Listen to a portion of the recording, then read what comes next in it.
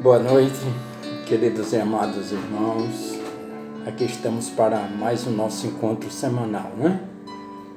Hoje, antes de preparar esta devocional, eu orava e buscava a Deus uma palavra para esta noite. E comecei a pensar sobre a bondade, o amor e a misericórdia de Deus. E como nosso tempo é limitado, hoje falarei apenas sobre a bondade de Deus, e em outra ocasião nós falaremos sobre o amor e a misericórdia dele. Talvez nestes dias que não são nada bons para muitas pessoas, algumas pessoas tenham dificuldade de enxergar nisto tudo a bondade de Deus. A Bíblia, ela fala particularmente do bom em um sentido moral, e os seus ensinos a este respeito podem ser classificados da seguinte maneira. Primeiro, Deus é o padrão de tudo que é bom. O Salmo 100, versículo 5, ele diz: pois o Senhor é bom e o seu amor é leal, é eterno, e a sua fidelidade ou a sua misericórdia permanece por todas as gerações. Então, tudo que Deus planeja, que Ele faz, cria, ordena e aprova é bom. Na verdade, ninguém é bom sem qualificações, exceto Deus, né? Ele é a norma, é o juiz, é aquele que decide sobre o que é bom, e o homem e as coisas são boas até o ponto em que estejam de acordo com Ele e a sua vontade. Em segundo lugar, as obras de Deus são boas. Elas revelam os seus atributos de sabedoria e de poder. O Salmo 104, versículos do 24 ao 32, ele fala isto. Ele diz assim: que variedade, Senhor, nas tuas obras, todas com sabedoria as fizeste. Cheia está a terra das tuas riquezas.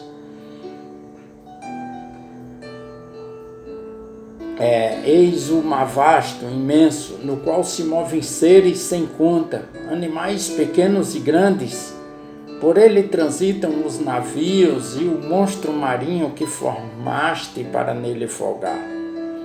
Todos esperam de ti que lhes deis de comer a seu tempo. Se lhes dá, eles o recolhem. Se abres a mão, eles se fartam de bem. Se ocultas o teu rosto, eles se perturbam. E se lhe cortas a respiração, morrem e voltam ao seu pó. Envias o teu espírito, eles são criados, e assim renova-se a face da terra. A glória do Senhor seja para sempre. Exulte o Senhor por suas obras. Com só olhar para a terra, ele a faz tremer. Tocas as montanhas e elas fumegam. E nós perguntamos: se Deus é bom, quem criou o pecado, se ele criou todas as coisas? Queridos, o pecado teve origem na criatura e não no Criador. O pecado, ele não veio à existência porque Deus não podia fazer o bem sem provocar o mal, mas porque a sua criatura, em sua liberdade de vontade, fez com que ele existisse. Nós estamos no meio de uma pandemia de coronavírus e não sabemos quando ela vai parar. E muitos têm perguntado: se Deus é bom, por que ele permite tudo isto? Eu quero dizer-lhes que as tragédias, elas não têm explicações. Elas não nos pedem licença para entrar em nossas vidas, elas simplesmente invadem nossas casas e interrompem nossos sonhos e nossos projetos. Mas eu posso dizer-lhes algo. As tragédias, elas são provações que sacodem a nossa existência e violentam a nossa alma. Mas elas têm a capacidade de fazer com que o nosso coração tenha a expectativa de um mundo melhor. E isto, o Covid-19, ele tem feito com muita eficiência e propriedade.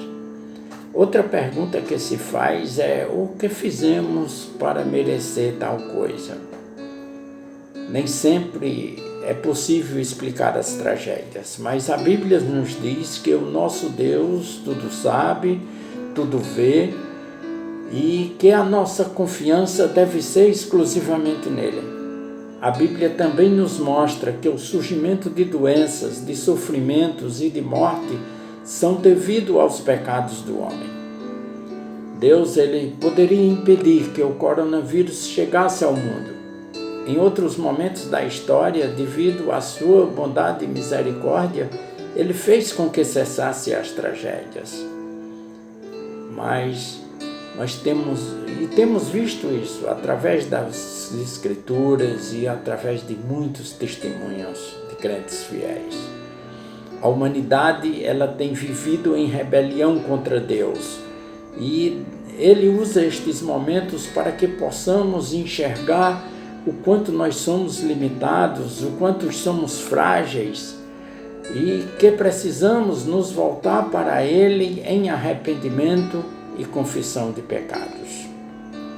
E também reconhecendo como único e suficiente Senhor e Salvador de nossas vidas.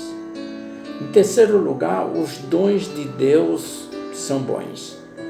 Tiago 1,17 diz que toda boa dádiva e todo dom perfeito vem de Deus. Em sua providência, Ele faz o bem a todos os homens, tanto aos justos quanto aos injustos, enquanto como um Pai Celestial perfeito, Ele dá boas dádivas, em particular aos seus filhos. Mateus capítulo 7, versículos 11, Ele diz: se apesar de vocês serem maus, sabem dar boas coisas aos seus filhos, quanto mais o Pai de vocês que está nos céus dará coisas boas aos que lhe pedirem. Para o cristão, conforme Romanos 8:28, Deus age em todas as coisas para o bem daqueles que o amam, incluindo correções, tentações, aflições e perseguições. Tudo isso leva o cristão a Deus em busca de sua bênção e da presença e do poder do Espírito Santo. Em quarto lugar, os mandamentos de Deus são bons. Como a lei de Deus é um reflexo do seu santo caráter, assim também os seus mandamentos são uma revelação da sua perfeição moral e da sua perfeita vontade. O padrão moral ideal para a Bíblia é ser como Deus Pai, como foi revelado nas Escrituras, na vida e nos ensinos do Senhor Jesus Cristo. Cristo, ele não veio para destruir a lei de Deus, mas para cumpri-la para nossa justificação, e a elogiou como guia para nossa caminhada de fé e obediência. Em quinto lugar, a obediência aos mandamentos de Deus é bom. A obediência, ela agrada ao Senhor. Ela é a base das bênçãos, das orações respondidas. 1 João capítulo 3, versículo 22, diz: e recebemos dele tudo o que pedimos, porque obedecemos aos seus mandamentos e fazemos o que lhe agrada. E isto floresce na realização das boas obras para as quais os cristãos foram salvos. E as nossas obras podem ser consideradas boas quando elas estão de acordo com o padrão revelado de Deus e com a sua vontade. 2 Timóteo, capítulo 3, versículos 16 e 17, diz que toda a Escritura é inspirada por Deus e útil para o ensino, para a repreensão, para a correção e para a instrução na justiça, para que o homem de Deus seja apto e plenamente preparado para toda boa obra. São boas obras quando nascem da motivação correta, ou seja, do amor aos semelhantes e da gratidão a Deus. Quando são realizadas com um objetivo correto, ou seja, para a extensão do conhecimento de Deus e da sua glória. Hoje foi convocado um jejum nacional em nosso país pelo presidente da República e eu não participei, e eu vou explicar por quê. Primeiro, porque a palavra de Deus proferida através do profeta Isaías, capítulo 58, versículo 3 ao 7, ele diz assim: por que jejuamos, dizem, e não viste? Por que nos humilhamos e não reparaste? Contudo, no dia do seu jejum, vocês fazem o que é do agrado de vocês e exploram os seus empregados. Seu jejum termina em discussão e rixa e em brigas de socos brutais. Vocês não podem jejuar como fazem hoje e esperar que a sua voz seja ouvida no alto. Será esse o jejum que escolhi? Que apenas um dia o homem se humilhe, incline a cabeça como um junco e se deite sobre pano de saco e cinzas? É isso que vocês chamam jejum? Um dia aceitável ao Senhor? O jejum que desejo não é este? Soltar as correntes da injustiça, desatar as cordas do jugo, pôr em liberdade os oprimidos e romper todo o jugo? Não é partilhar sua comida com o faminto, abrigar o pobre desamparado, vestir o nu que você encontrou e não recusar ajuda ao próximo? O capítulo 1 de Isaías, também Deus fala: quando vocês estenderem as mãos em oração, esconderei de vocês os meus olhos. Mesmo que multipliquem as suas orações, não as escutarei. As suas mãos estão cheias de sangue.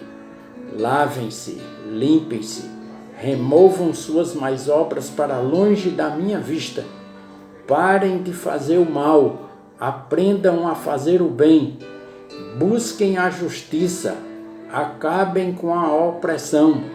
Lutem pelos direitos do órfão, defendam a causa da viúva. Infelizmente, queridos, nós não temos visto em nossos dias os nossos governantes e na maioria dos líderes evangélicos, infelizmente, que estavam convocando o povo para este jejum no dia de hoje, esta posição de defender os direitos do órfão e da viúva, de partilhar sua comida com o faminto, de abrigar o pobre desamparado, não tem feito parte de suas agendas. E o segundo motivo de não participar desta convocação é que eu entendo o jejum como algo íntimo, pessoal, entre você e Deus.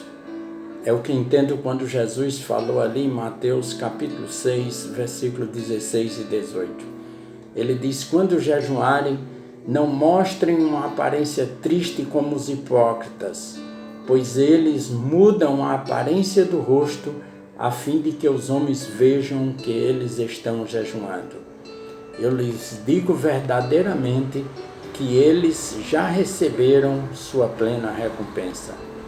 Ao jejuar, ponha óleo sobre a cabeça e lave o rosto, para que não pareça aos outros que você está jejuando, mas apenas ao seu Pai que vê no secreto.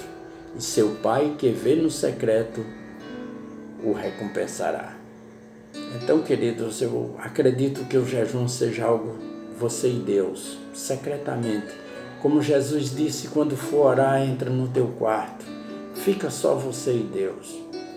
Mas eu quero dizer a quem nos ouve que esta minha posição nada tem a ver com política, pois só sou totalmente contra pastores ou qualquer liderança cristã estarem envolvidas com o poder político, pois a nossa história, a experiência nos diz que isto nunca deu certo. E o conselho de Paulo ao pastor Timóteo, lá no livro de 2 Timóteo capítulo 2, ele é bem claro quando diz isso: suporte comigo os sofrimentos como bom soldado de Cristo Jesus, e nenhum soldado se deixa envolver pelos negócios da vida civil, já que deseja agradar aquele que o alistou. Queridos, Deus te abençoe e uma semana na presença do Senhor, porque Deus é bom e a sua misericórdia dura para sempre.